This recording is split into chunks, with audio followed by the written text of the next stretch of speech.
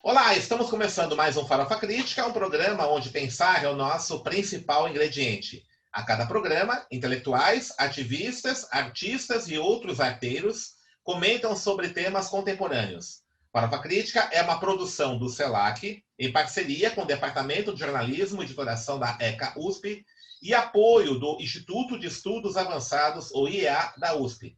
Acesse o nosso canal youtube.com/farofacrítica. Inscreva-se e clique no sininho para receber notificações de novos programas e não esqueça de dar uma dedada no like dos nossos vídeos. Acesse também os nossos programas no formato podcast na plataforma Spotify e também participe e acesse a nossa página no Facebook, facebook.com/canal Farofa Crítica, onde você pode interagir com a nossa produção, inclusive sugerindo nomes de entrevistados, temas para serem aqui refletidos no nosso programa. Avise os amigos, familiares, colegas para participarem do nosso canal de comunicação alternativa.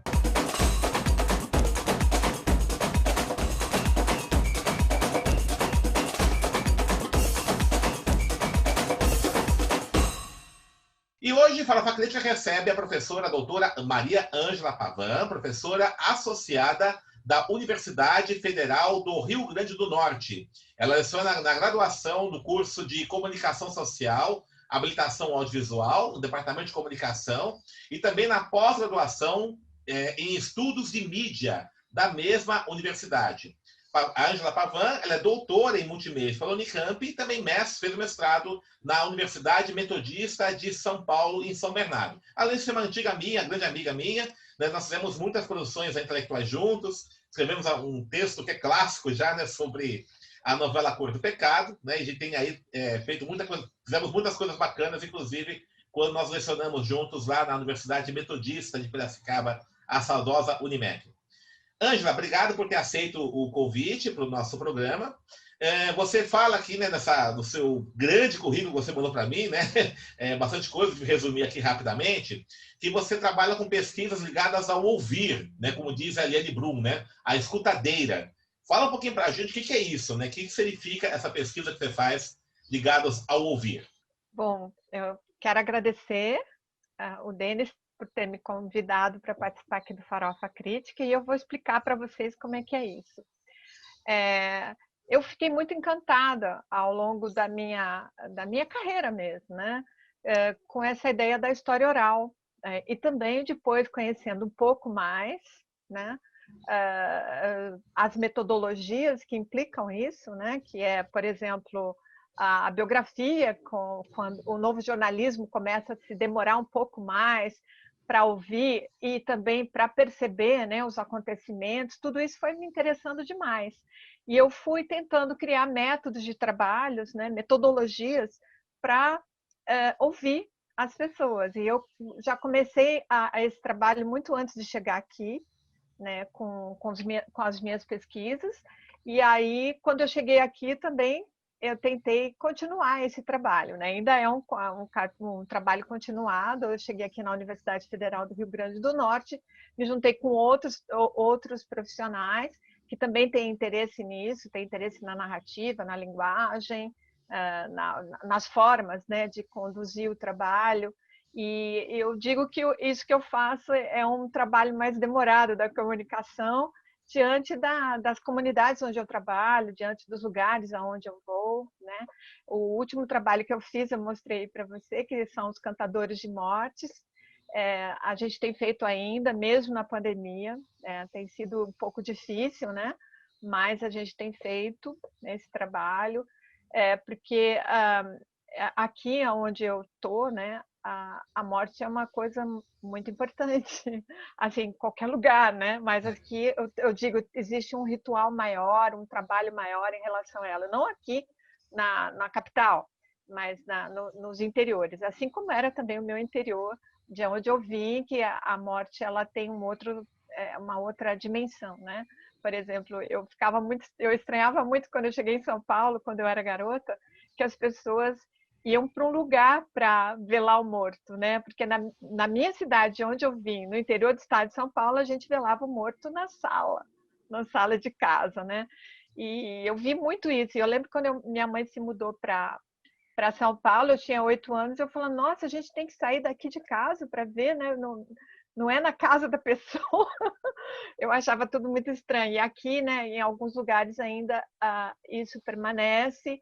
E além disso, existem os cantadores de mortes, né? Que a gente chama de cantador de mortes, mas na verdade eles fazem uma alegoria para lembrar o morto, né? Para as mortes, principalmente as mortes de pessoas queridas, né?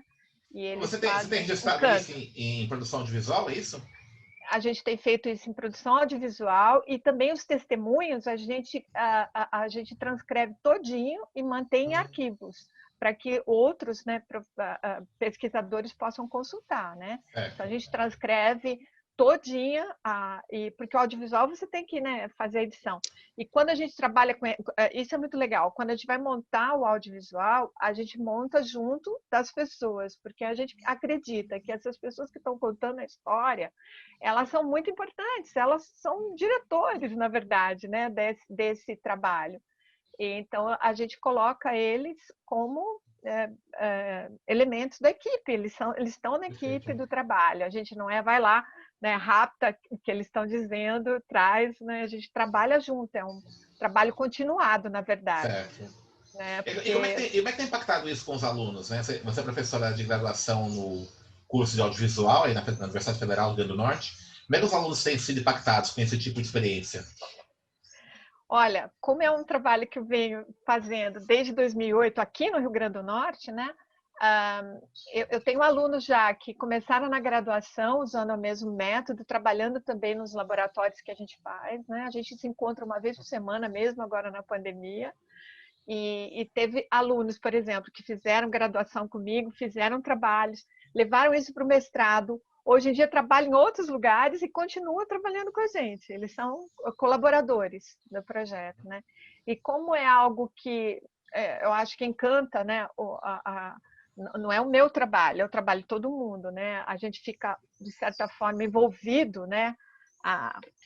No sentido afetivo, né? A gente fica envolvido com o trabalho, com as histórias desses lugares. A gente continua trabalhando juntos, né? Eu acho isso muito legal. Por exemplo, eu tenho uma aluna agora que já fez o mestrado também, estudando, né, essas práticas, e ele agora ganhou um edital. Ele falou: vocês estão junto comigo nesse trabalho.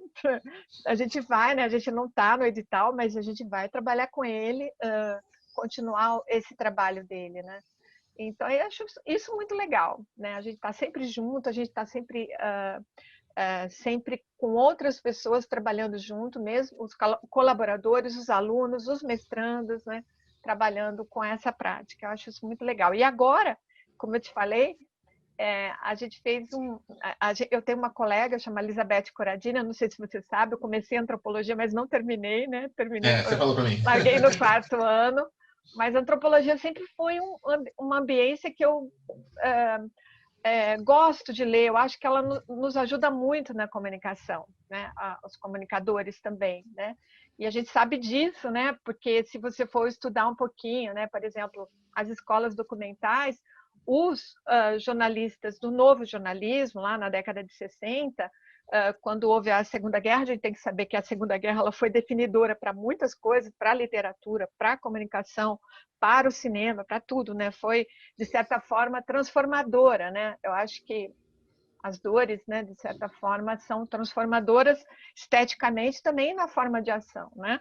E, por exemplo, os poloneses que já trabalhavam muitos anos com essa metodologia de documental demorado, tal, não era nem na antropologia, foram para os Estados Unidos, foram lecionar na Universidade de Berkeley e contaminou o pessoal do novo jornalismo. E aí eles começaram a criar também uma escola documental, né? Como que a gente vai trabalhar, como é que se faz isso, né? E muitos jornalistas foram contaminados por isso e começaram também a colocar em prática uma nova forma, né, de conduzir a entrevista, de conduzir os olhares, né? Acho que tudo junto, né? E essa questão da antropologia, eu me associei a uma colega que não tinha medo de sair de madrugada para fazer as coisas, né? Por exemplo, a gente começou agora e com um desejo muito grande de trabalhar com coisas que estão terminando mesmo, né? essa minha amiga, ela já tinha orientado uma pesquisa sobre coletoras de frutas. E é algo que você tem que sair de madrugada. A gente sai 3h30, 4 horas da manhã. Porque aqui, você sabe, né, tem um tempo diferente do que nós temos em São Paulo. As coisas começam de madrugada, né? Porque eu acho isso muito legal a gente falar, porque aqui amanhece muito cedo e anoitece muito cedo, né? Então as pessoas saem de madrugada para trabalhar, né? E aí eu tinha lido tudo sobre as coletoras de frutas, todos os trabalhos científicos que tinham. Só que a gente não queria só ficar na leitura. A gente faz isso, esse é o nosso método de trabalho, estudar muito alguma coisa e depois a gente vai para campo. A gente leva esse estudo para campo, mas lá no campo ele se demonstra de outra forma, né? Porque quem está conduzindo é a pessoa, né? É a pessoa que é responsável por por exemplo, coleta da fruta, né? A gente também trabalhou com samba numa ambiência muito legal que chama o Bairro das Rocas, que é um bairro maravilhoso. Quando você vier para cá, eu vou te levar lá. É um bairro maravilhoso, maravilhoso, né? E aí você lê tudo sobre o samba e Natal, mas aí você vai sendo conduzido pelas pessoas que estão segurando o samba vivo, né, até agora, com a memória deles. E também com a ação que eles têm feito no ambiente. Então é outra coisa, né? É como se fosse... e a antropologia nos ajuda nisso, né? Ajuda a comunicação, e a comunicação também ajuda a antropologia. Então a gente fez esse casamento, né, dos dois grupos de estudos, e a gente tem feito esse trabalho juntas, né? Incansavelmente. E você tem feito isso também Isso tem envolvido o pessoal da pós também, além da graduação, ou não? Sim, Também? tem muita gente que trabalha com essa prática na pós. Eu já tive, olha, 5 orientandos nesses anos todos que trabalharam com essa mesma prática, né? Estudando determinados ambientes, né? Na pós. E agora eu fiquei muito feliz de saber que um dos trabalhos que a gente fez, que foi da coletora de frutas, que a gente tem um professor aqui na educação, e que ele faz um trabalho lindo para fazer os vídeos para todas as pessoas poderem acessibilidade, né? E ele tem um trabalho lindo e ele começou a fazer acessibilidade nos nossos vídeos. Inclusive esse vídeo da coletora de frutas, um dos meninos que me ajudou a fazer a acessibilidade, ele está fazendo mestrado com esse vídeo, na educação, não é nem na comunicação, né? Quer dizer, de certa forma, isso é muito legal, né? Muito bacana. E ele colaborou muito, muito, muito para poder trabalhar com os termos, né? Para ficar de uma maneira muito legal, né? A descrição, né? Muito bacana. Angela, a gente está vivendo um momento muito complicado, né? Não só no Brasil, no mundo inteiro, né? De um recrudescimento aí das práticas autoritárias, né? A gente está observando isso, né? Você está observando isso com certeza. Como é que você observa a importância desse tipo de trabalho que você está realizando, né? De pensar uma metodologia participativa, da escuta e tudo isso, nesse contexto desfavorável, né? Político, ideológico que a gente vive? Evidentemente que esse tipo de contexto impacta também a juventude, né? Impacta nossos alunos e tudo isso. Como é que você percebe, então, esse tipo de contexto desfavorável, né? O trabalho que você realiza aí com os alunos, com seus colegas professores, de estabelecer uma outra forma de sociabilidade, né? De relação com a população e tudo isso. Como é que você vê isso? Olha, Denis... Aí você me pegou, porque na verdade a gente não deseja parar, né? E ao mesmo tempo algumas coisas nós tivemos que parar. A gente tentou colocar algumas coisas através do computador. É muito difícil para as pessoas dessas comunidades lidarem com a gente já é difícil para a gente, né? Sim. Eu digo para você, eu tenho muita dificuldade. Computador, redes sociais, é uma coisa muito difícil para mim. E é difícil compartilhar esse tipo de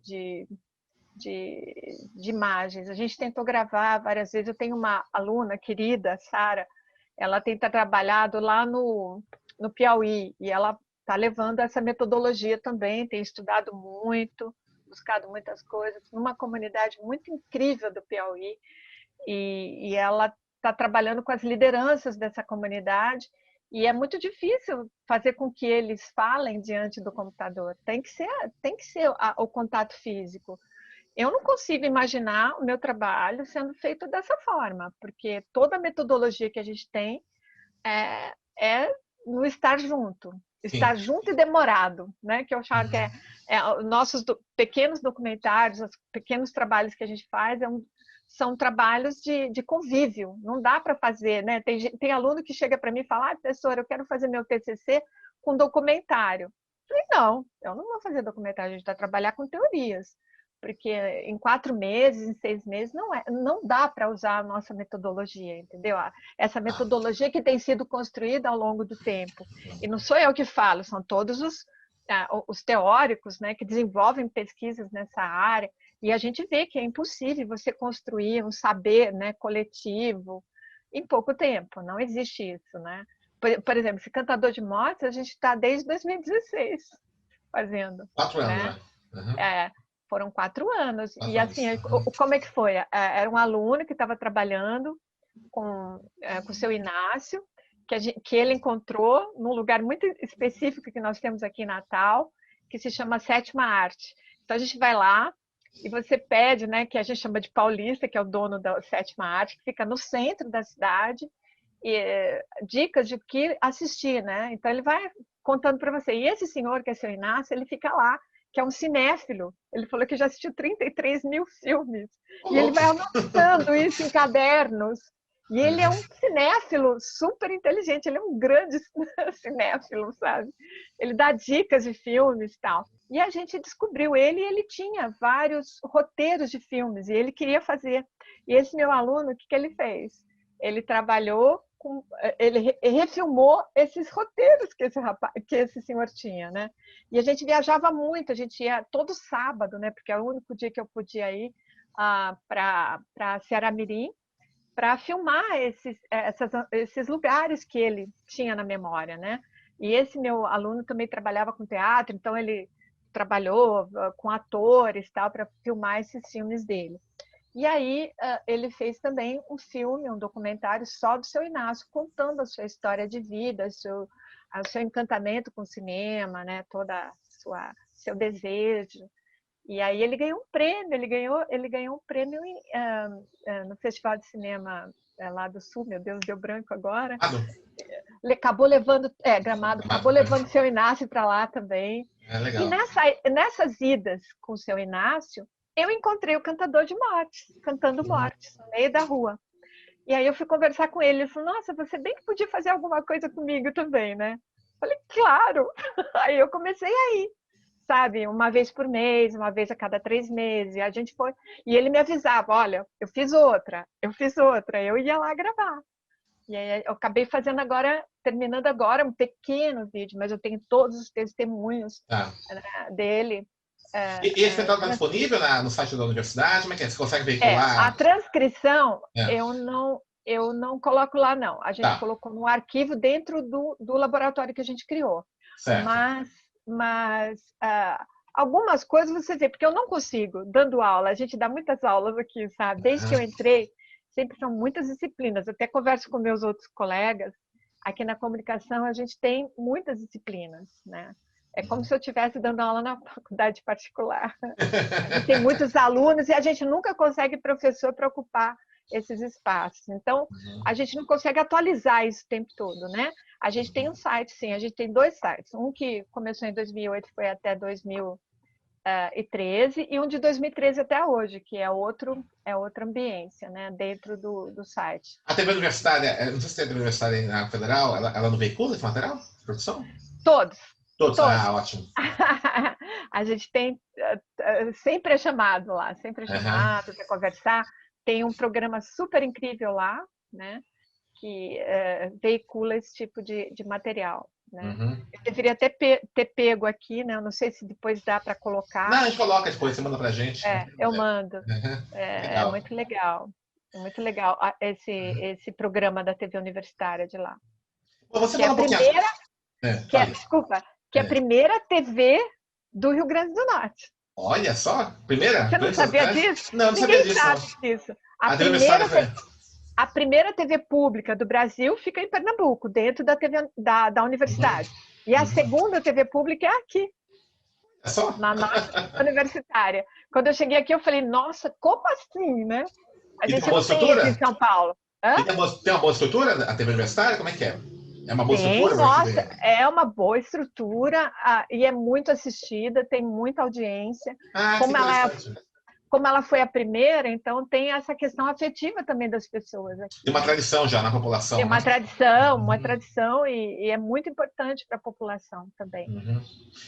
A gente sabe que está tendo um ataque às universidades federais, né? Como é que tá? Isso tem Sim, afetado o trabalho de vocês? Falta de recursos, por exemplo? Estrutura? Como é que está a situação aí?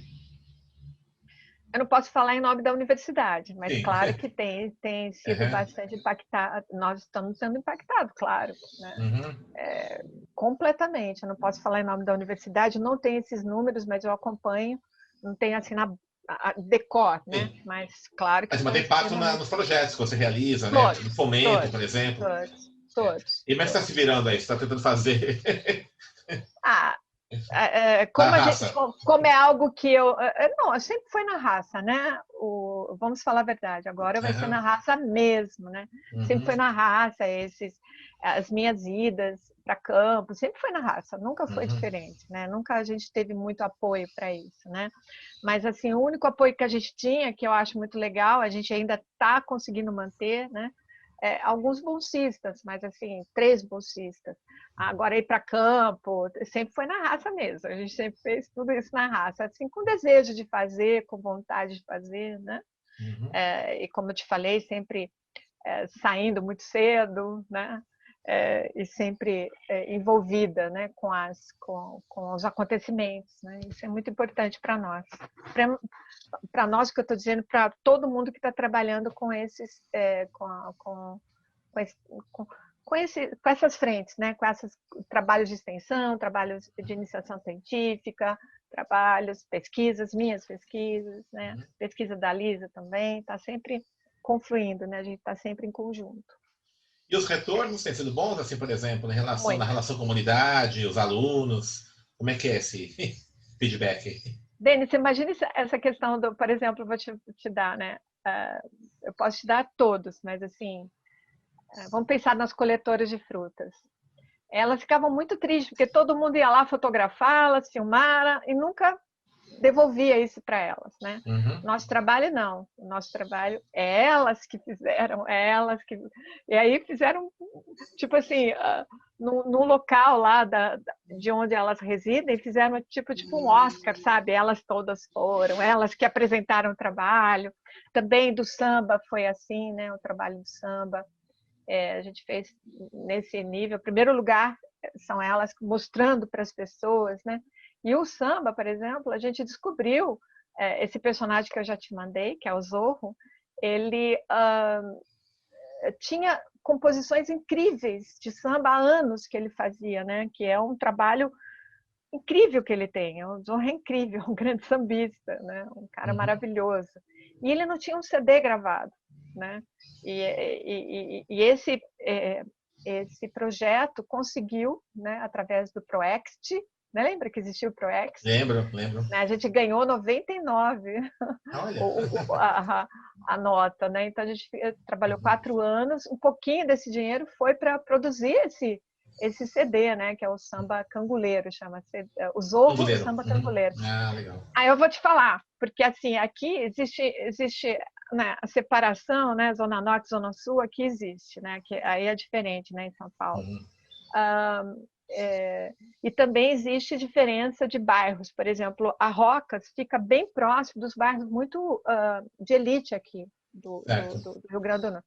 E lá, antigamente, década de 30, 40, falavam, aqueles são os cangulos. Né? O cangulo é um peixe ruim, né? Enquanto eles de cá têm nome de um peixe bom, sabe? Ah, tá. Entenderam? Entendi. Então, aí, de repente, ser canguleiro é uma coisa muito importante para eles, Uhum. né? Eu também quero ser canguleira. É Porque agora interessante isso, né? eu os conheço, né?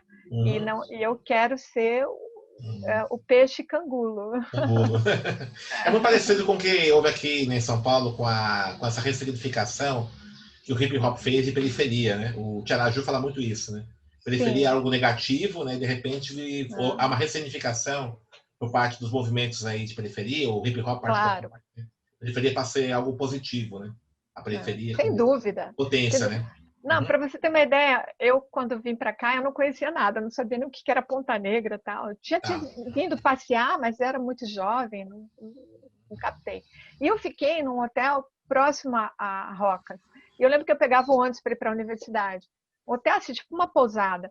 Aí as pessoas, nossa, toma cuidado, a Rocas é muito perigosa, e não sei o quê. Depois eu vim conhecer a Rocas. A Roca é um bairro maravilhoso, sensacional, tem uma vida, uma, né? E o pessoal da universidade falava dessa forma. Por isso que eu acho que é muito legal a gente conhecer os lugares através de outra perspectiva, de outra lógica, né? Muito bonito, Rocas.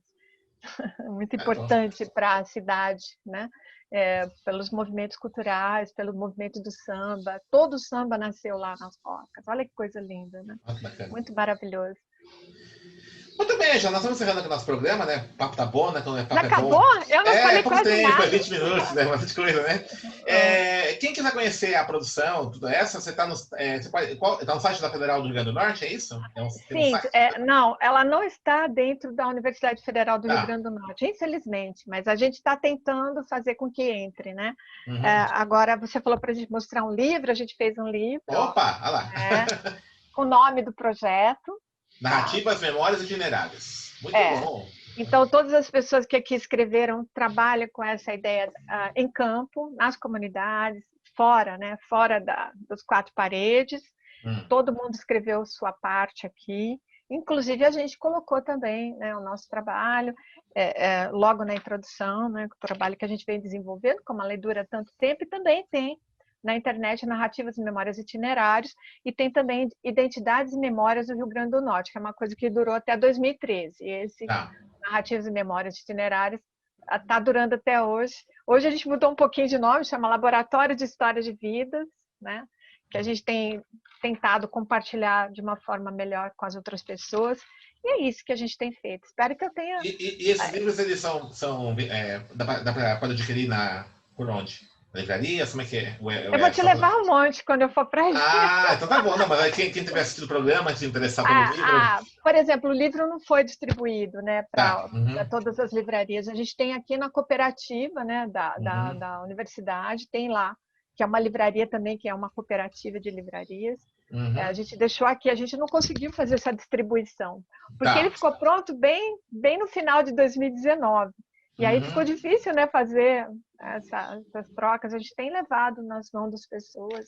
E Uhum. vou levar para você quando eu estiver aí, tá Opa, bom? obrigado. Não, agradeço. Mas aí a pessoa Vou ficar muito feliz. pode mandar para você um e-mail, perguntar um pouco da pesquisa, né? Claro, as pessoas podem ligar, pode É. falar comigo, eu sempre vou estar disponível, né, para Seu falar e-mail é sobre o nosso geopavan, trabalho. geopavangmail.com.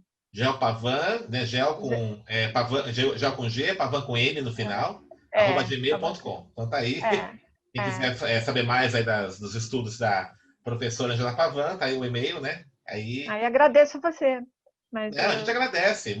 Foi ah, muito bom, né? Parabéns, né, pelas pesquisas, né? Pelos é. estudos. A gente não quer parar. Atualmente eu tô no grupo de pesquisa, até vou te convidar, do Claxo, né? Sobre epistemologias decoloniais, né? Que tem pessoas da Colômbia, da Costa Rica, e da Bolívia, do Paraguai, da Argentina, do Brasil também.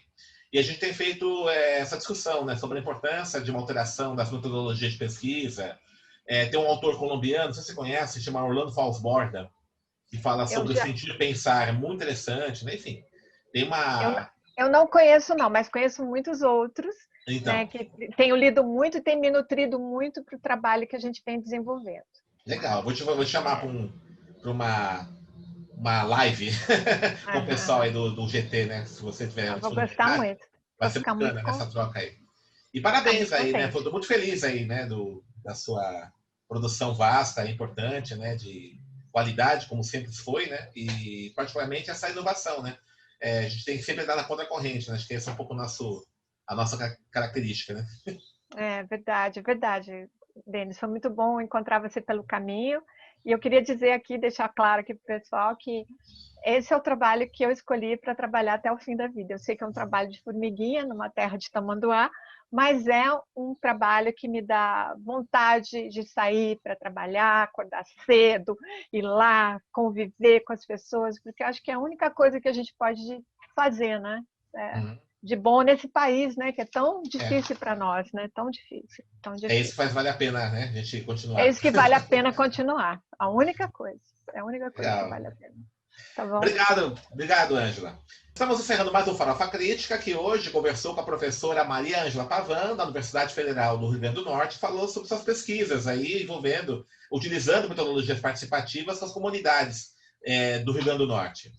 Acesse o nosso canal youtube.com/farofacrítica, inscreva-se e clique no sininho para receber notificações de novos programas. E também acesse os nossos programas em podcast na plataforma Spotify.